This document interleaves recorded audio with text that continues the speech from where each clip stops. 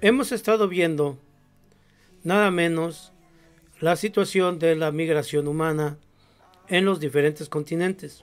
Y el día de hoy vamos a hablar nuevamente de nada menos los países receptores y los países expulsores a nivel mundial.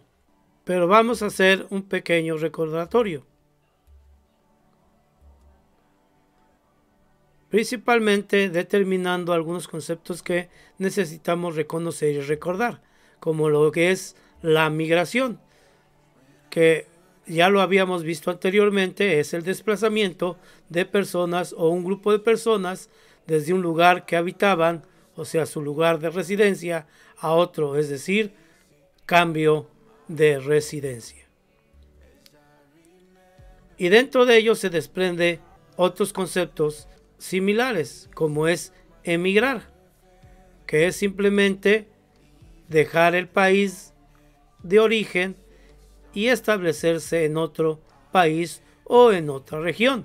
De esta manera nos vamos a dar cuenta que hay emigración interna cuando sucede dentro del mismo país o emigración externa cuando la persona va a otro país. Ahora bien, también se desprende otro concepto más, inmigrante. Cuando llamamos inmigrante, es el movimiento de población que consiste en la llegada de una persona a un país o a una región, que también en este caso puede ser una inmigración interna, o sea que se mueva dentro de su mismo país, o una persona inmigrante que venga de otro lugar. Si hablamos nosotros de una persona que viene de Cuba, ese sería un inmigrante. Emigró de Cuba hacia México. Ese sería una emigración externa. Pero cuando hablamos de una inmigración interna, es que es el desplazamiento en el mismo país. Los tipos de migrantes entonces pueden ser permanentes, ya cuando la persona se establece en el lugar de destino a donde llegó y ya va a permanecer en ese lugar a donde llegó, ya no va a regresar a su lugar de origen.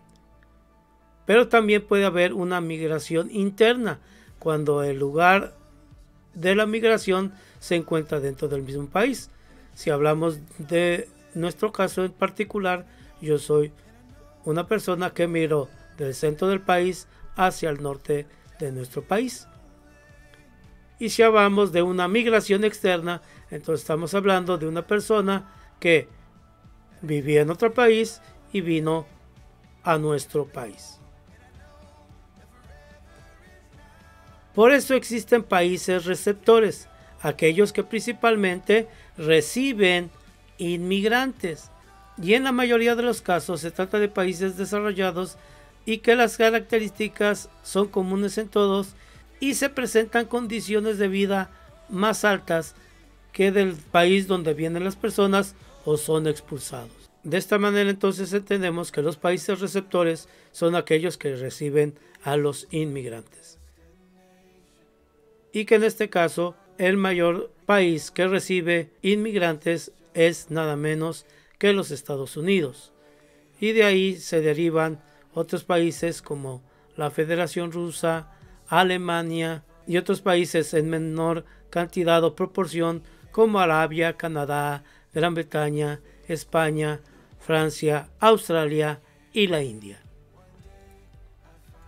Ahora, cuando hablamos de los países expulsores, estamos hablando de países que están en vías de desarrollo y que por causa de las condiciones socioeconómicas y políticas internas producen que sus ciudadanos emigren hacia otro país que es receptor para mejorar principalmente sus condiciones de vida o preservar su integridad física cuando se trata de situaciones de guerra.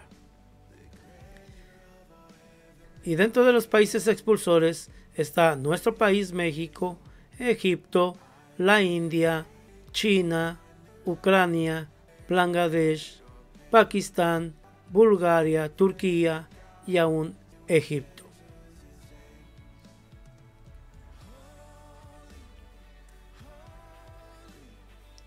Ahora, ¿qué características atraen a los migrantes a un país?